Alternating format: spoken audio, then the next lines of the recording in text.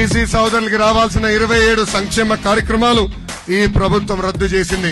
స్థానిక సంస్థ ఎన్నికల్లో వాళ్ళకి రావాల్సిన 10% రిజర్వేషన్ కట్ చేసిన వ్యక్తి ఈ జగన్. ఈ సభా వేదిక బీసీ సోదరులందరికీ నేను పిలిపిస్తున్నా, జై హో బీసీ, జై హో బీసీ. పౌరశాల గడ్డ బొబ్బిలి,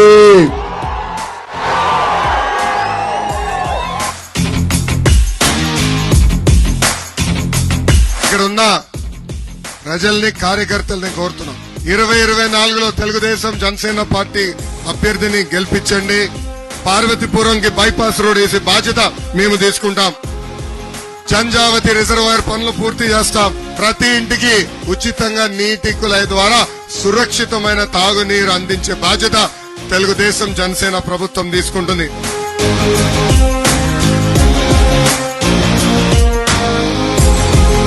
ఉత్తరాంధ్రకి ఎట్లయితే అనంతపూర్కి కియా ఫ్యాక్టరీ తీసుకొచ్చి ఆ ప్రాంత రూపురేఖలు మార్చామో, అదే విధంగా ఉత్తరాంధ్రకి పెద్ద ఎత్తున పరిశ్రమలు తీసుకొస్తాం, సెస్ ఏర్పాటు చేస్తాం.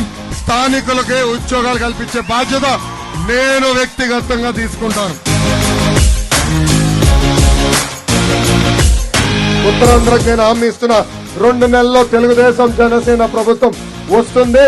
ఆ ఉక్కు ఫ్యాక్టరీ ప్రైవేటీకరణ జరగకుండా చేసే బాధ్యత నేను తీసుకుంటాను.